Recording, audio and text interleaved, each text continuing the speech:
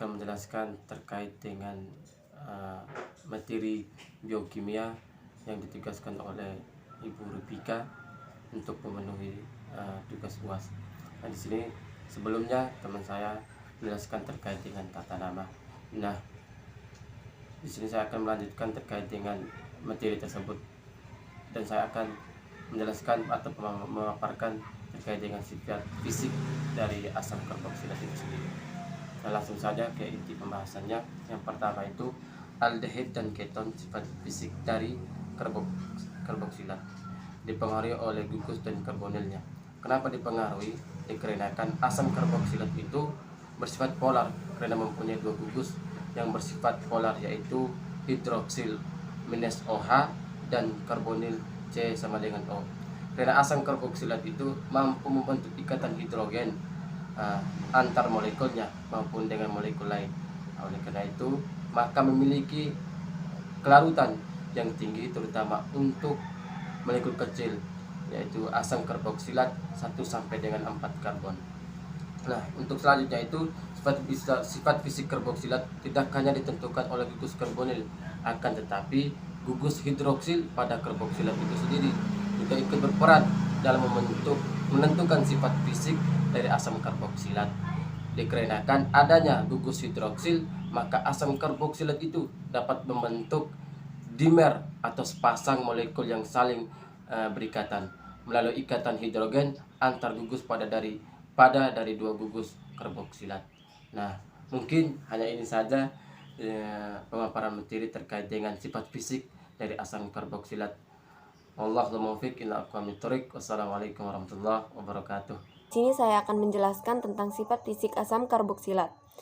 Seperti halnya pada aldehid dan keton, sifat fisik dari asam karboksilat dipengaruhi oleh gugus karbonilnya. Sifat fisik karboksilat tidak hanya ditentukan oleh gugus karbonil, tetapi gugus hidroksil pada karboksilat juga ikut berperan dalam menentukan sifat fisik dari asam karboksilat.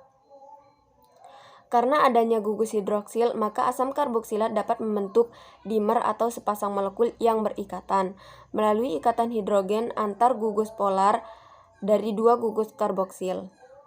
Kemudian, sifat-sifat asam karboksilat. Yang pertama, mengandung gugus COOH yang terikat pada gugus alkil atau R-COOH maupun gugus aril atau AR-COOH. Yang kedua, asam dengan jumlah C 1-4 larut dalam air. Yang ketiga, asam dengan jumlah C 5 sukar larut dalam air. Yang keempat, asam dengan jumlah C lebih dari 6 tidak larut dalam air. Yang ketujuh, larut dalam pelarut organik seperti eter, alkohol, dan benzen. Kemudian, TD asam karboksilat lebih dari TD senyawa organik lain dengan berat molekul sebanding karena asam karboksilat memiliki ikatan hidrogen. Selanjutnya, kelarutan asam karboksilat dalam air menurun seiring dengan meningkatnya berat molekul. Dan yang terakhir, titik didih dan titik lelehnya tinggi karena antara molekulnya terdapat ikatan hidrogen. Sekian, wassalamualaikum warahmatullahi wabarakatuh. Saya akan melanjutkan materi sebelumnya tentang asam karboksilat. Tingkat keasaman dari asam karboksilat termasuk ke dalam kelompok asam lemah, yang artinya hanya terdisosiasi menjadi kation H+ dan anion RCOO- dalam larutan. Tingkat keasaman asam karboksilat diukur menggunakan skala pKa, konstantan disosiasi asam. Semakin rendah pKa, tingkat keasaman suatu senyawa meningkat.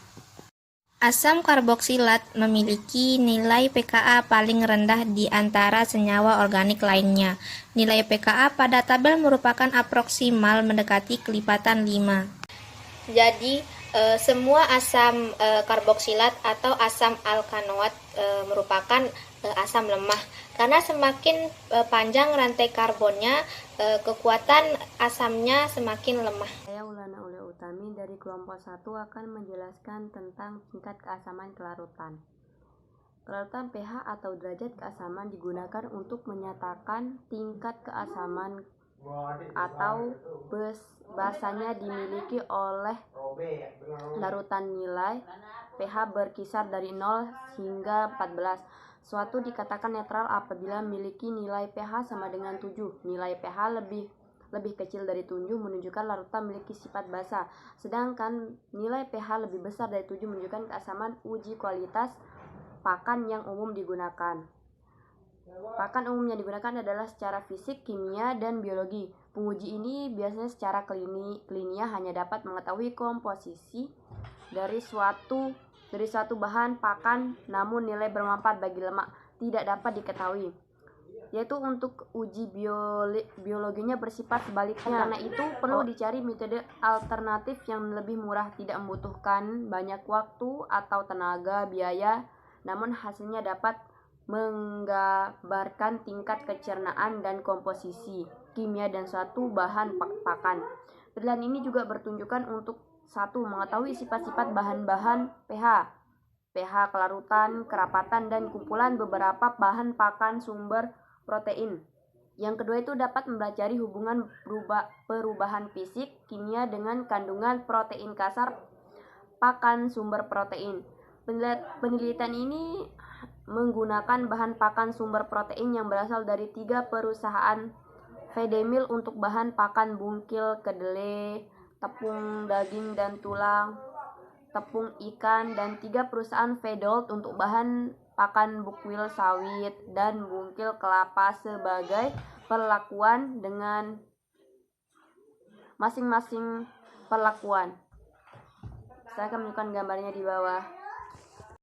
Salah satu proses kelarutan. Yang selanjutnya pembuatan asam karboksilat.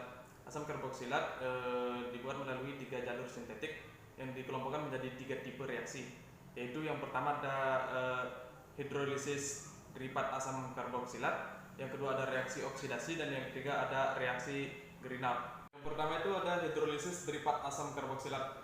Hidrolisis derivat asam karboksilat ini terjadi dari serangan air atau OH pada karbonil atau karbon CN pada suatu nitril dari derivat itu.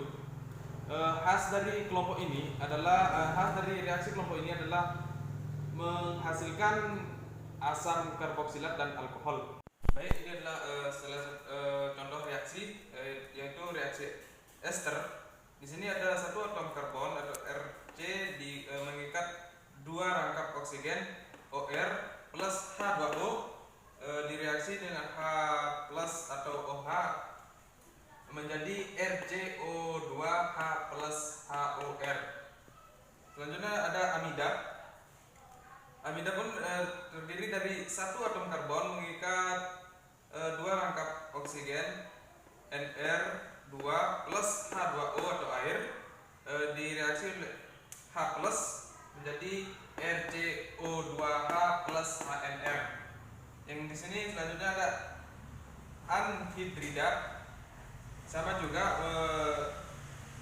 terdiri dari 1 atom karbon mengikat 2 rangkap oksigen OCr plus H2O direaksi oleh H plus menjadi RCO2H plus HO2Cr. Kedua, reaksi oksidasi. Reaksi oksidasi ini mencakup yang pertama itu oksidasi alkohol primer, yang kedua oksidasi aldehid, yang ketiga oksidasi alkena, yang keempat oksidasi alkilarena, yang kelima ada oksidasi metil keton. Di sini saya sudah tulis contoh reaksi alkohol primer. Yang pertama itu RCH2OH plus O menjadi RCO2H.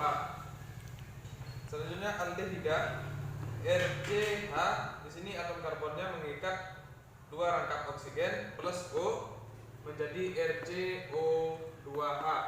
Selanjutnya ada alkena, RCH terdiri dari 1 atom karbon di rangkap 3 Cr2 menjadi RCO2H plus R2C rangkap 2O. Selanjutnya ada alkilarena, AR R plus O menjadi ArCO2 Ini ada methyl keton. Di methyl keton ini terdiri dari satu atom karbon mengikat dua rangkap oksigen plus X2, direaksi oleh OH menjadi RCO2H plus CHX3. Yang ketiga ada reaksi Grignard. Reaksi ini adalah suatu reaksi antara senyawa reagensia Grignard, primer, sekunder, tersier, vinilik atau aril, dan karbon dioksida berbentuk gas atau es kering. Reaksi ini seringkali merupakan metode terpilih untuk membuat suatu asam karboksilat. Di belakang saya sudah tulis contoh reaksinya. Di sini ada reaksi Mg ether CO2 atau karbon dioksida H2O2H+ menjadi RCO2H. Di sini saya akan menjelaskan materi tentang reaksi asam karboksilat. Yang pertama itu ada reaksi asam karboksilat dengan basa. Jadi asam karboksilat itu adalah asam lemah namun bersifat lebih asam daripada alkohol atau fenol. Karena keasamannya ini, maka asam karboksilat dapat bereaksi dengan basa. Reaksi suatu asam karboksilat dengan suatu basa akan menghasilkan garam. Berikut ini adalah contoh reaksi dari asam karboksilat dengan basa. Asam propanoat diekskresikan dengan natrium hidroksida menghasilkan garam, natrium propanoat, dan udara. Yang selanjutnya ada reaksi esterifikasi asam karboksilat dengan alkohol. Reaksi esterifikasi adalah reaksi antara asam karboksilat dengan alkohol yang akan menghasilkan suatu ester. Berikut ini adalah contoh reaksi dari esterifikasi asam karboksilat dengan alkohol. Asam propanoat diekskresikan dengan propanol menghasilkan propil propanoat dan udara. Selanjutnya yang ketiga itu ada reduksi asam karboksilat. Reduksi asam karboksilat dapat dilakukan dengan menggunakan hibrida logam seperti LiAIH4. LiAIH4 akan mereduksi gugus karboksil langsung menjadi gugus min CH2OH. Reduksi ini juga akan mengubah gugus-gugus fungsional karbonil lain dalam molekul. Contoh dari reduksi asam karboksilat. Asam propanoat direduksi dengan katalis litium aluminium hibrida menghasilkan propanol. Yang selanjutnya ada reaksi asam karboksilat dengan tionil diklorida. Senyawa asam karboksilat bereaksi dengan tionil diklorida asam, klorida-klorida, dan gas sulfur dioksida seperti reaksi berikut ini. Berikut ini contoh dari reaksi asam karboksilat dengan tionil diklorida. Asam propanoat bereaksi dengan tionil diklorida menghasilkan propanoil klorida dan gas sulfur dioksida. Di sini saya akan menambahkan sedikit apa yang telah disampaikan oleh Saudari Lailatul Adinda, yaitu reaksi asam karboksilat dengan amonia. Senyawa asam karboksilat dapat bereaksi dengan amonia membentuk amida dan udara.